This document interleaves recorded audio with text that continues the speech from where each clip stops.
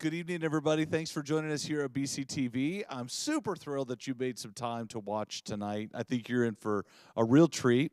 And before we get to the Wilsons, we're just kind of thanking you for joining us. We know that BCTV is a very special thing where it gives you a chance to kind of see what God's doing in people's lives. And that's what this is all about, because we believe that God is alive and well, not just at Brighton Chapel, but around the country, around the state, around the world. He is alive and well and changing lives. And we're grateful for everyone that comes on and shares their story about what God is doing. If you were watching last week, Karen Eagleson was on, and we had a great time hearing her story. But you may have noticed, if you've watched it, you may have noticed something happened towards the middle of the episode. It went black. We lost internet connection for about a minute. And if you hung in there, you saw that it came back on, and you might have felt like you missed a little bit. You did just miss a little bit, but we recouped what kind of pretty much what she was alluding to after that. And so if you're still wondering what was said, come find me. I'll answer that question. It was an incredible story, and I was like, of all times for the internet to go out, it went out at that moment. So anyways, but she was so thankful to come on, and I know that we'd love to tell you more about it. So make sure you tune in and check it out on our YouTube channel. You can watch it. And but thank you for joining us here tonight. Next week, I've got a special. I got two on like in holding that I'm not sure which one's going to go. We're working out the details right now, but looking forward to next week. So tune in next Tuesday night, 7 o'clock, and join us for that. Now, just because we didn't have church on Sunday because of that pesky weather, we have our couples retreat. And the couples retreat is on February 16 and 17. It's going to be right here at Brighton Chapel. If you want the meals, it's going to cost $25 a couple. So that's pretty inexpensive compared to what it was before, because we were staying at a hotel. Where we're actually not going to be staying at a hotel and not having to reserve a room. We've got a room for free, and we're going to use it right here at Brighton Chapel. So if you are married, and even if you're not married, you are welcome to join us. Please go to our website, click on the link, or go to our Facebook page, click on the link, and let us know that you're coming. We are already getting many signed up, and so we're looking forward to filling up this room. We typically have about 60 to 70, maybe cresting the 80 people in our past conferences or retreats. We'd love to see God do even greater things because the cost is so much cheaper. So we're hoping that will bring more people in. And you could actually click the free button, because if you're not going to have any of the meals, you could just come for free. So how about that? That's fantastic. Our speakers are Dave and Sue Knight, and they're pastors, or he's a pastor in our, maybe I think he's retired now, but a retired pastor and from our Osceola Grace Brethren Church in Osceola, and a good friend of our church, and we're looking forward to having them for the couples retreat. So they're going to come and share. It's going to be an incredible weekend, and then he's planning to stay and join us on that Sunday as well. So looking forward to it. Join us. Let us know that you want to be a part of it. Well, we're here to talk to these two right here, and we're so glad that you guys are here. So I know that some people may not know who you are, so introduce yourself and tell us where you're from, and then we're here to talk about your marriage. So you just launch right into it and tell us how you met. I'm Dwayne Wilson, and she's Judy Wilson. And we met when I moved from Howe to Brighton to go to school out here. Okay. And I was a freshman and he was a sophomore. And in February of that year, we started dating. Really? Now, how did you, was it like somebody introduced you to, or like? No, I untied her shoes in choir. she was behind me. You're not kidding. You literally did. All right. Okay. There's a trick of the trade. Untie somebody's shoe, and you can. So that started the conversation. Yeah. Was that like, oh, hi, how are you? I'll tie your shoe, or Yeah. And so how did it go from there? Was this like, well, who is Brighton this guy? was very small. Oh. And so, like, there were only 18 kids in his class, and there were 26 in my class. Oh. So, you run into each other in the same study hall all together and everything. So Gotcha. So you went to the school right here in Brighton. Yes. Before it got shut down and consolidated and all that stuff. How long did you guys go to school there then? I went 12 years. Oh, you went all 12? 12. Yeah. And I just went the last 4 or last 3. I quit in my senior year. And we Okay. got married. Gotcha. So did you ever finish that? Like, Yes, I finished by going to Prairie Heights, and I only needed 2 classes, and we got married in 1963. wow. And I went back to Prairie Heights and got my high school diploma in 1967. Okay. And then I know, well, we're going to talk about what you did for a living because you ended up being a teacher, which is pretty Right. cool. So, so you guys got married in 1963. See. And so, how did you know that you were going to marry this woman? Like, We were children then, but we were madly in love. yeah. I think, and we had similar family situations. Okay. Her father died young. My mother died young. Okay. So we had things to talk about. Sure. You know. Gotcha. And so we kind of just fell in love. Did you know? You knew that Yeah, this is the we woman I'm going did. to marry, and I think we did. Yeah, I do too. I mean, it's not always been easy, and there's Sure. times we've wondered, but, you know, at the time we were going through that, it was definitely Yeah. what was Yeah. supposed to So- be. So, what were some of your dates that you guys enjoyed going out and doing together? Like going to the movies, drive-in theater, or something? We went to the movies, some, and if we could pool our money, we'd go over to the Toll Road restaurant and split a hamburger or something, you know. Well, but there you go. gas was pretty expensive, like $1 or something a gallon, so we... You're like, but maybe that was expensive then. Maybe we don't think it is, but We it was. spent many Sunday afternoons when the weather was nice, just driving around the Yeah. country. Really? But I remember one April, I think it might have been in 1962. It was a real snowfall. Oh. He lived at Wall Lake, I lived at Cedar Lake, and he came over to get me and my sister Linda and took us back to his house at Wall Lake, and they had a pool table and ping pong stuff in the basement, and Okay. we played games. You know, it's kind of a local hangout. There were a lot of people Yeah. there. Wow. And his dad came down the steps and says, "What are those girls doing here?" We got them. They came over. Yeah. Said, Yeah. "Well, you take them right back home." So it was short-lived, but We had a plan. Didn't So, quite work out. did you both grow up in big families then, or no? Yeah, yeah. I had 4 siblings, Okay. 2 sisters next to me, and then I had 2 younger brothers. Okay. And my father died when my mother was pregnant for my youngest brother. Okay. And so she raised the 5 of us until I was 13. Wow. And as being the oldest of all of them, I was involved in a lot of Much their more like care. motherly figure, kind of. Yeah, a- right. An additional motherly Babysitter. figure. Yeah. Wow. Okay. Made me very, very close to them. My youngest brother died when he was 14 in an automobile accident. Oh, okay. So, you know, then there were just the 4 of us. Sure. Okay. But- How about you? We had 3 of us in my dad's family, my 2 older sisters and myself. And then Mom died in 1956.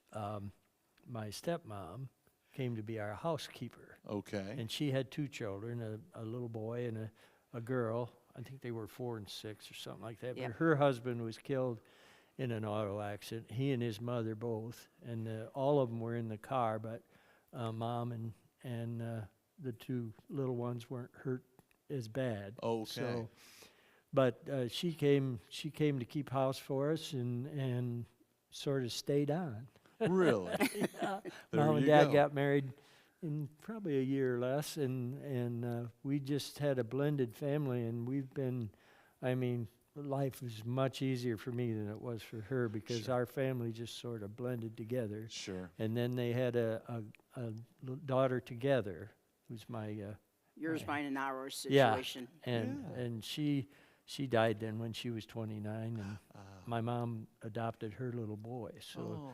I have a nephew/brother that's Yeah. a lot younger. Yeah. Wow. Okay. Well, I want to jump back into your marriage. Okay. Well, let me ask you this before. Did you both grow up in Christian homes, or where was Christ in your homes? Did you know Christ get married, or? I grew up being taken to Sunday school and going to Bible school and going through the Presbyterian stuff of joining the church when I was like in the 7th grade. Okay. And so I always felt a presence of God, but I'm not sure I felt the personal relationship. Okay. And that was for the most part until... That was for the most part.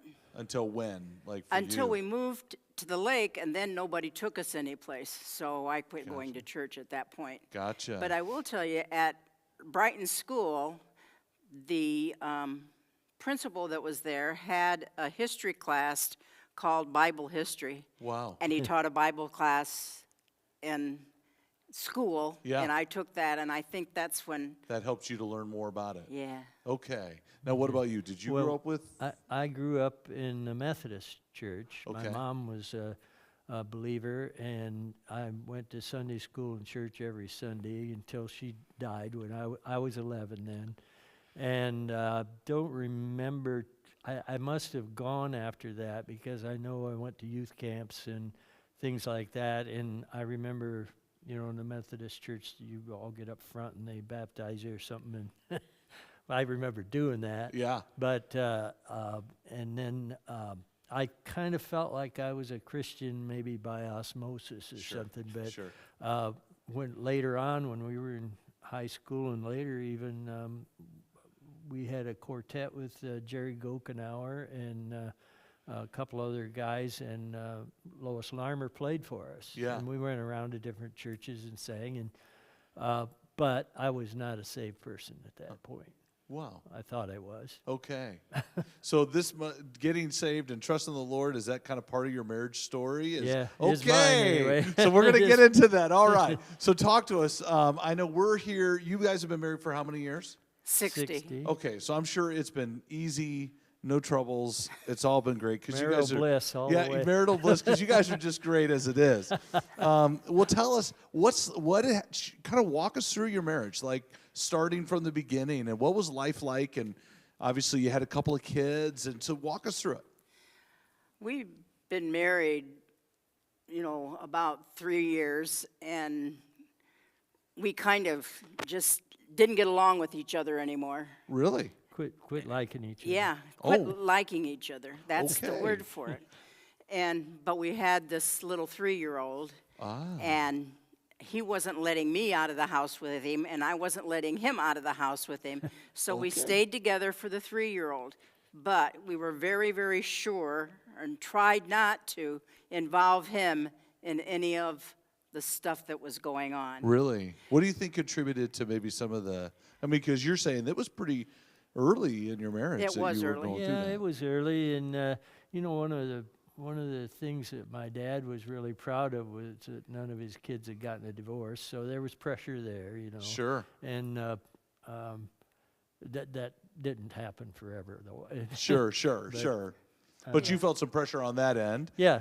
But things were not good at home. No, like he worked- like we're arguing or just Yeah, fighting well, and stuff, or Who ate the fudge sickles? You know, Yeah. important stuff like that.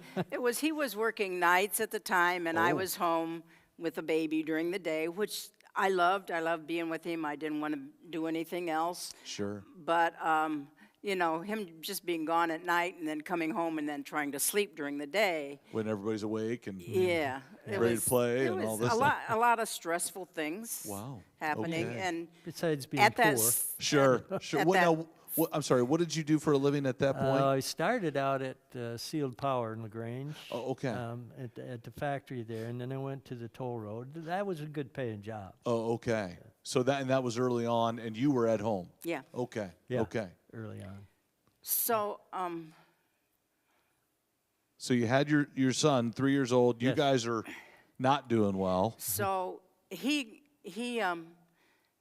got a job. He decided to quit his job and go to school. So Yeah. we moved Oh. to Fort Wayne, and he went to Indiana University for Yeah. 2 years IU Purdue. and yeah. worked part-time, and things, you know, got better. We became friends again. Oh, gotcha. So, you know, there wasn't near the turmoil. Sure.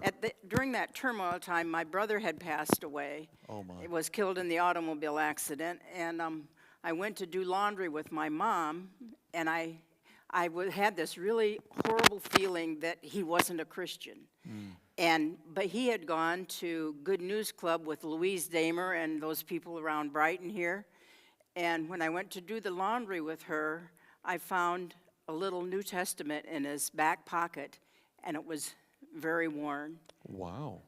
And I never talked to him about being a Christian, but at that point I felt like he was. It's like it was comfort for your heart. Yeah. Yeah, and that took a little bit of stress off of me because it really bothered me that I took care of him when I was a little boy, and I got spanked when he ran away, and you know, you were that second mom. yeah.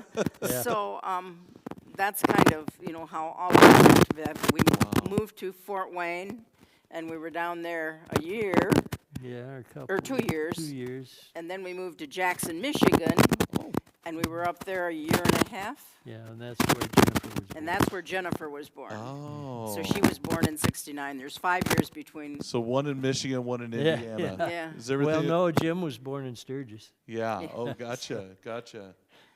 Sounds good. Are you doing okay, Tiffany? Oh, it's crackling. Okay. It's that mic. When you see that yellow like this, try to leave it like that. We're just having some troubles with that mic. We'll get this solved one of these days. Challenge. But don't move your leg. And if you want to maybe hold the base of it so it doesn't Slide you off. could do I won't move. There you go. But There you go. okay. But anyways, so one born in Michigan, one born in Indiana. Yes. And that's why they're very different. One was from Michigan. No, I don't actually, even know what Jim to tell was you. born in Sturgis. Sturgis. Oh no! Okay, So they were both they're born both from Michigan. Michigan, yeah. That explains a Yeah. lot, right? Yeah, almost Upers. that's right. So so tell us a little bit more. So you have another kid. So you've got 2 kids. You're in Jackson, Michigan. Yeah, We moved were back to Fort Wayne. struggling with getting by. Up there, I worked 2 full-time jobs, so I would sleep whenever I got home. Whoa. Sit down and go to sleep. Wow, you So- just had to Even work. when he was driving, he'd sit down and go to sleep. Oh, you're like Waiting on oh. a train. Yeah, you're like uh-oh. Yeah, that was kind of tough then. So then I got transferred back to Fisher Brothers Paper in Fort Wayne. Okay, Worked there for a few years, and then they went on strike.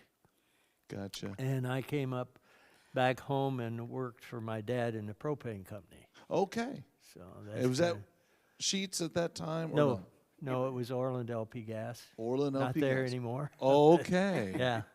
So Wow. Okay. didn't you work for Sheets till later. Okay. Okay. But you did that for how long? Did you work with your dad? From 71 probably till I think it was 14, 15 years.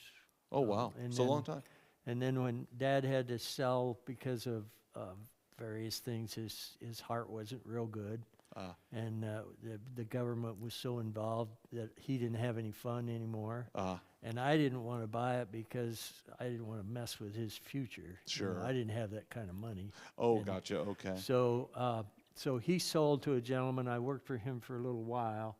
And then I went on the road selling furnaces and air conditioners and things like that. For Gotcha. a few years. Yeah, you've I've been had a a few jack of all jobs. trades. He is. Yeah. So let's come back. So you're raising kids. He's working. How was marriage going through that stage of raising kids? Because you ended up going to be a teacher. When did that come into play here? After we moved back in 1978, I'd always wanted to be a teacher. Really? Always. Ever since my dad died, I had a wonderful 2nd grade teacher, and I wanted to be just like her. She loved the kids, and the kids knew she loved them, and that's what I wanted to do. So I just went to him and I said, I'd really like to go to college. And he said, oh, fine. Okay. As long as it doesn't take any of my money to put you there. Sure. So I'm probably just trying to live, and then Yeah. now we're adding it one was. more. Yeah. So I went to the local bank, and I got money to go to college, and I checked out tuition in Fort Wayne and tuition at Tri-State, and it was and going to she be a did- little cheaper to go to Fort Wayne, but then I had all that time on the road and time away from the family. Sure. So I decided to go to Tri-State. And I got the money, and I went through in 3.5 years, went through summer. So And got it all done. And she I got did it it all all done. by herself. She got her Wow. own money. She went to school and did it all. And, you know, she was not really independent when we got married. I kept her pretty That's well, right. That's right. pretty well barefoot. Sure, you know, at sure, home. yeah. And so she showed her independence, and we tolerated each other. You survived yeah, that. That's a we problem. survived survived that. that. Stressful. How were the kids in school themselves? Yeah. Jim was a freshman the same year I started college. Okay. And he and I graduated. I graduated on a Saturday, and he graduated on a Sunday the same year. Same year. And so we had a That's fun. celebration Little together. celebration together. So it was That's- neat. So, that is but neat. my life felt like this puzzle because at that point I was teaching Sunday school, and I had our daughter was in Girl Scouts, and Jim was in wrestling and baseball and all that stuff. So you know those puzzles that fit together. If you take one piece out, they all go like that. Yeah. That's how I felt my life was. Wow. And by that time, I had really committed my life to the Lord, and I was a Christian. Dwayne hadn't. And Wow. he followed along. He wasn't a stumbling block. Sure. But he wasn't. Like there Yeah, with you. Yeah. Okay. Yeah. In 1983, we went to a thing called Marriage Encounter. And that's what you told me Yeah. about. Yeah. I was badgered by a friend of mine who had gone, and he lost his wife and daughter last year. We're still best of friends, but he would not leave me alone. He said, "You have to go to Marriage Encounter," and I said, well, "I don't need to go there, you know." And anyway, I remember. Can I tell this story? Yeah. I remember it was in Fort Wayne at a motel, put on by the United Church of Christ, I think. And after I finally agreed to it, we were driving down 69 and getting off at the motel. And I said, "I don't know why we're here." I said, "You're too stubborn to change, and I don't want to." Do you remember this? Yeah. Vividly. I remember sitting. Never We forget. were under the overhang, right as ready to get out of the car at the hotel. Wow. I But- remember, and So I this, looked. this conference, this retreat was at a hotel? Yeah. Okay, so you And were there. Yes, Yeah. and it was supposed to make Marriage Encounters supposed to make good marriages better. Wow. Well, we didn't think we actually qualified for that, but they put you in a room. You had to write letters to each other. You had to tell each other the things you liked about each other, and that kind of thing. It was painful. Very for painful. me anyway. Really? It's- And one of the combined services, they mentioned that you didn't have to change in order to be saved. That you could come to Christ from wherever you were. Yeah, just receive And the I gift. said, well, I could do that. You know, I'm sure I heard it hundreds of times before. But at that point, I said, well, I can do that. And I want to do that. Wow. So I was saved at a marriage encounter. It's not really what it's for. No, but still. So you met the Lord, I and then did. while all this stuff was going on, and you said it was a hard retreat. So like just the stuff that it was, It was. forcing you to think Yeah. about, or It was. Emotional stuff. Yeah, I- they would present a question, and then they'd separate the husbands and the wives, and you'd have to write in your journal answering that question, how you felt or what you Yeah. thought, and then you would come back together and you would share it Share with it each other. With each other. You'd go alone. back to your room and share it Yeah. with do you, each do you other. remember this? Oh, vividly. Really? Yeah. How Yeah. did those conversations go? Did they go? They were good.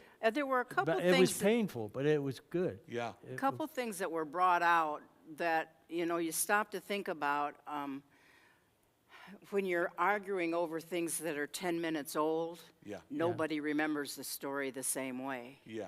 So kind of stop and think, is this really worth Yeah.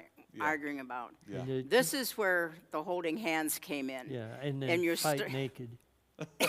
Oh yeah. we- You've got a suggestion. We'll circle back to that because we got a way to they've got a new way of how to handle conflicts, which I think you might want to hear. So, anyways, so you did that, and now did he tell you that he had accepted the Lord at that time too? Yes, that it was at that time, and it was also at that time that our lives completely changed. Really? Because he started going to church, we started praying together.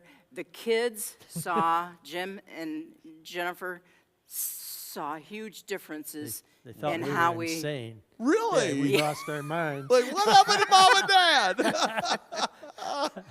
But the marriage encounter gave us some tools to work with that still today, if things start happening, I think, okay, I need to do this. Sure. For instance, if something's happening and I feel really hurt, then I say to him, do you remember how hurt you were when your mother died? That's how hurt I feel right now. So that he can relate a little bit to that. Sure. Because I'm kind of clueless. Sure. We sometimes don't catch it. Yeah. Oftentimes. Wow. So what you said that was in the 1980s? 83. 83. So how when you move forward here, how is that you've seen over then these last 25 years? Was that a significant moment that you could see a change? Definitely. I think that saved our marriage. Yeah, I do. for sure. And then, we had a series of minor miracles, I call them. That was the first one that I got saved at that place, which wasn't really our son ran away from home, left home when he was junior. 17. Yeah, 17. Didn't need to come home because he had a job and he had a place to live with a friend, Didn't Whoa. need to, but we prayed about it. The pastor from Orland Congregational, where we were going at the time, I remember walking Pastor out. Emelander, Yep. came Remember out. walking out to the car with the people that came to pick Jim up. And I remember walking out and giving him a hug and saying, Jim, we love you. We want you to stay. But it has to be under our terms. It can't be under what's been happening. Wow. Yeah. And because he was coming home drunk and, Also, he was having some issues Having going some on. issues. Okay. So we went upstairs, and I remember kneeling at the bed and praying. And 3-4 days later, Yeah, we He- prayed with the pastor, and then the phone rang. You remember that? He wanted to And come it was home. him. I want to come home. Yeah, Wow. cool. That is So- cool. Yeah, so that, we've had in our lives a series of, I like to call them minor miracles, but things that let us know that God was blessing our marriage Yeah. and our lives. Yeah, we Yeah. have. Yeah, that's awesome. So, but it's also come with some challenges even later on with not just in your marriage, but with your kids. Yeah. So, I know Jennifer is a part of our church family here, Yeah. and she's had some health challenges and battles. Was it just lately? I mean, over the last couple of years, or has she? she's, I can't remember what It's year it been was. It's been 6 years ago. Probably 4, 5, 6 years ago now. First of all, Colin, their middle child, was taken to the emergency room and had Yes. problems. A gallstone had blocked the pancreas in the gallstone, and he lost his pancreas. Yeah. But he was in Fort Wayne for 63 days. 63, 65 days I remember in that. intensive care. Yep. And he is a total diabetic and does not have a pancreas. It just ate itself. Yeah. And then But 2 he's years- still here. That's right. Yes, he is. I He's know. still- That's another I remember miracle. that time. That was, he was in some major pain Yeah. when they were trying to figure out Yes. what in the world was and, going on. And he has Asperger's syndrome. So to be exposed to all this stuff at the hospital was Yeah. really not his That was bag. a lot too. But it changed him Yeah. It did. for the better, really. Yep. Yeah. So And And you were then 2 years later, Jennifer had a series of strokes. She had one pretty good-sized one, but it didn't disable her.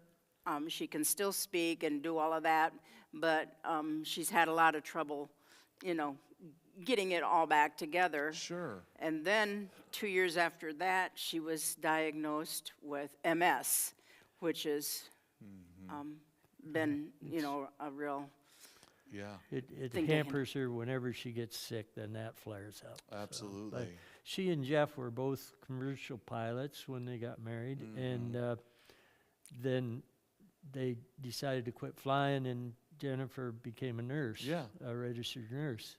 And, they did all this stuff, and then, she worked nights with a particular client most of the time. And I think that just ruined her health. She worked 16s and nights and Yeah. all that stuff. Long and, hours but she's also still with us. that's right. And then Another miracle. yeah, and Yep. then some things happened with your son. You Yeah. want to tell us a little bit about that? Yeah, he, you want me to tell this part? That might be easier. Mom's it's very Several years tempting. ago, he and his wife divorced, our grandson's mother. Jim had I want to been, insert one thing. okay, I have prayed that someone would come into his life that would bring him to Jesus. I have prayed that ever since he was a Little. little kid, just every day. You Yeah. pray that. Jennifer and Jeff are both saved, and so, he was right there with it. Yeah. So every day, bring somebody into Yeah, his please, life. Lord. Please, Yeah. Lord. Yeah. So- yeah. Anyway, he was a functional alcoholic since he says since he was in high school. But they divorced, and he found this good Christian lady that just saved his life. Wow. And eventually, he got so that he was not functional anymore drinking. So he was having to take stuff during the night, and Wow. things like that. Just he was going downhill. So he decided that he would go to rehab, and that was probably 5 or 6 years ago too. Yeah, I maybe think it's longer. the anniversary would be 5 years this September. Yeah, he was Okay. there for 30 days, 60 60 days, and came home, and thank God again for his wife. She kept him in line, helped him recover. And while he was in rehab, he accepted the Lord. Christ. Yeah. Wow. So that was cool. Yeah. And But rehab was hard because was hard. the first week he couldn't have any contact with any family, with his wife. He couldn't have a telephone. He couldn't have a TV. Yeah. It was hard. and So- they had chores to do and stuff like that, but it was Wow. good for him. Yeah. He willingly did it. When he got back, he went to meetings and Yeah. those kinds of things. Well, then 2 years ago, he was diagnosed with prostate cancer, which had metastasized into his bladder mostly. But they gave him 6 years, Yeah. 5 to 6 years. Yeah, 5 or 6 years, they thought. He had some spots on his hips and knees, things like that Then he weren't broke good his hip. signs. He broke his hip, had to have it replaced, but he was still up, and his idea was, this is my golden year, That's Sure. what he used to say. Sure. He had sayings like, it is what it is, and living the dream, Well, now he is, but Yeah. he passed away on August 31st, I think. And it's still pretty but we tender. got to spend a lot of time together while he was getting worse, and we got to put a new engine in his Corvette, and build a new garage, and he did a lot of things so that Tony, his wife, wouldn't have to worry about it. Yeah. At the But same it's time tough losing a kid. Oh, absolutely. At the same time this was happening, last January, Dwayne's mom got really bad and was in the hospital for a couple weeks, and then she's now living at Thurston Woods. My mom, and she's 96, my mom is 97, and she's had some health issues and was in the hospital in January also. In February, my youngest sister had breast cancer. And in May, I had total shoulder reversal, which I have not totally recovered from yet of that year. And then Dwayne was also diagnosed with Yeah. cancer. So then the following year, Dwayne started in March. Was it March? He started his session of radiation. Yeah, And then I had hip replacement. hip replacement. Yeah. Yeah, So- you've been through a lot, especially here in the latter last end year's- of your years of marriage here. Yeah, it's hard, and it's been this last year, 2022, the Lord carried me through most of it. 2023, I was just leaning on him, and he carried me through 2023. Yeah.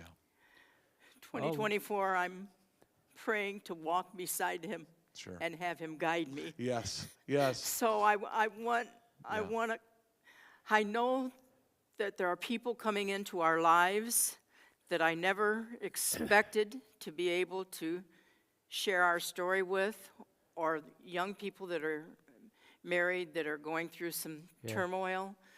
And there's been some things that I've been able to share. Yeah. And I guess maybe that's what the Lord is doing with me. It's not what I'm choosing to do. That's not my personality. But for some reason, this kind of seems to be coming together. Yeah. I think, being saved is the key for young people. Without it, it's hopeless. Yeah. You're never going to make it. Yeah.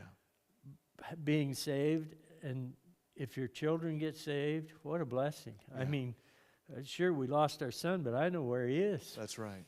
That's right. And, It still hurts, but we do know where yeah, he is. Absolutely. Absolutely. He's And living the dream, like that's you right. always He's said. living the dream. And I think you have to develop some, I always call it marital tenacity. Oh, yeah.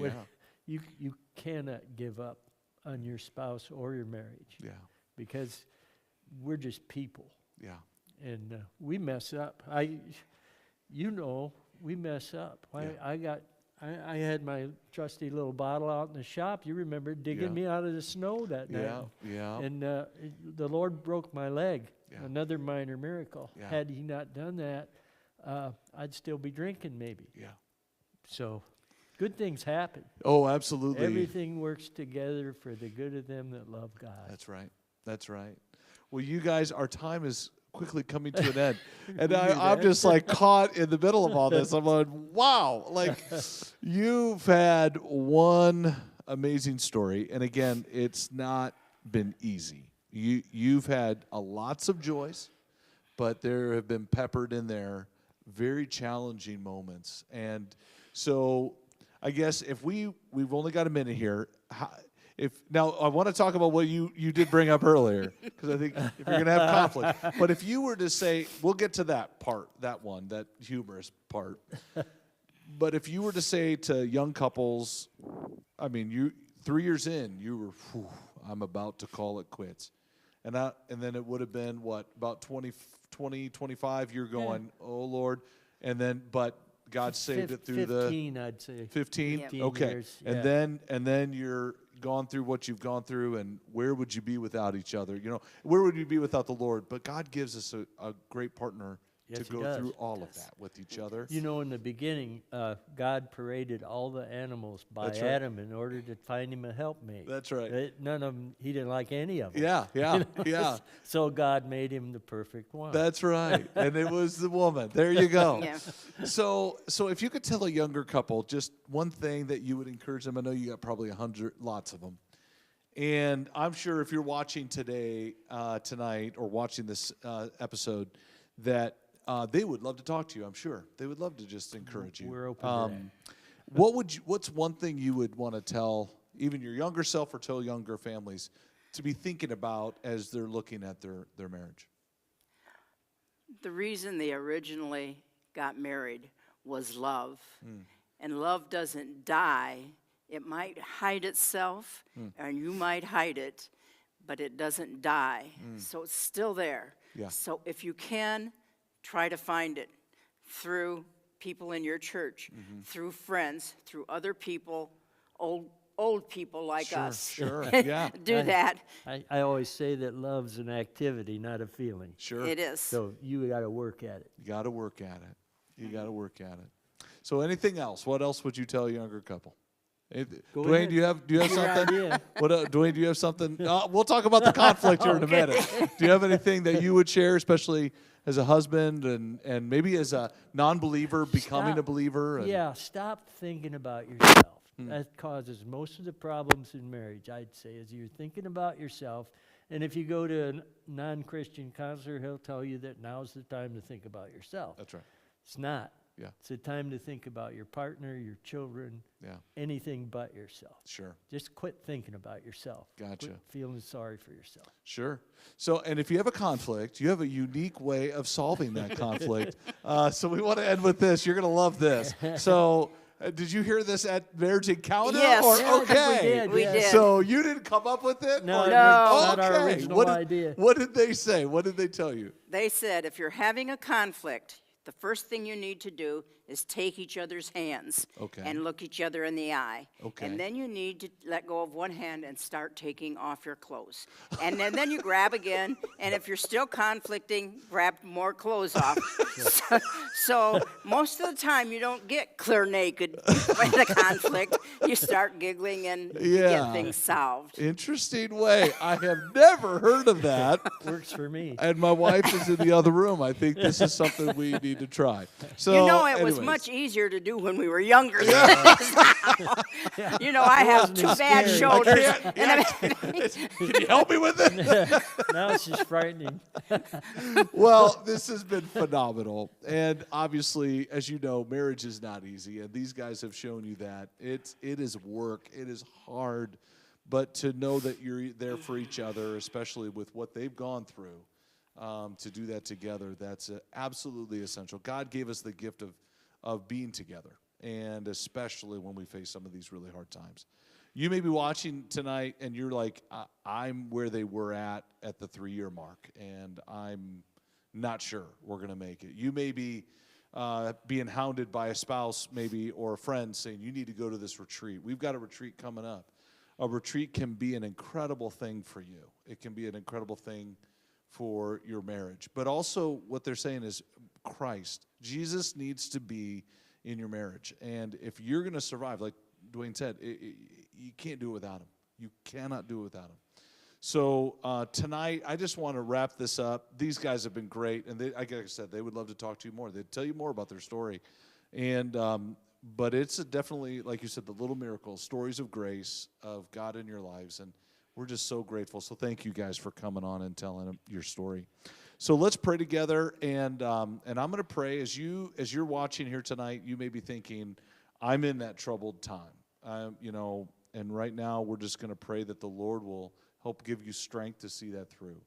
Maybe you're at a crossroads where you need to get some help, which is like get some Christian counseling, which we do, or come to the marriage retreat that's here at the church in February 16th and 17th. I'd love to have you be a part of that. Or maybe you're watching and you don't know the Lord. It really starts there. If you can surrender your life to the Lord, let him help you. So you're not the one only doing it. He'll give you the power, the strength, the ability to do the things that are right and good for your marriage. So why don't we pray together, and then we'll wrap things up. God, thank you for tonight.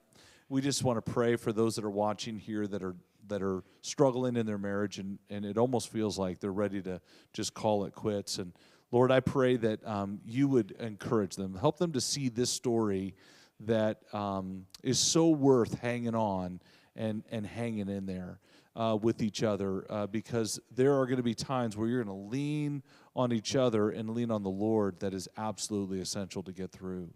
Lord, we pray that you would encourage them to not give up. Give them strength. Help them to choose to love. It takes work, and help them to keep leaning in. And Lord, we pray for those that maybe are watching and they're like, I need counseling, or we need some assistance that way. Lord, I pray that they would come to the retreat, or find a book to read together, or come to the church for some biblical counseling. We can help with that. And then, Lord, if there's someone watching tonight that's never surrendered to the Lord, it starts really there. So I pray, God, that if they're watching right now, they'd whisper this prayer: Dear Jesus, thank you for loving me so much that you were willing to come to this place to die on a cross for me, to pay for my sin so that I could have eternal life, so that I can know your mercy and be part of your family. I surrender my life to you. And I pray this in Jesus' name. Amen.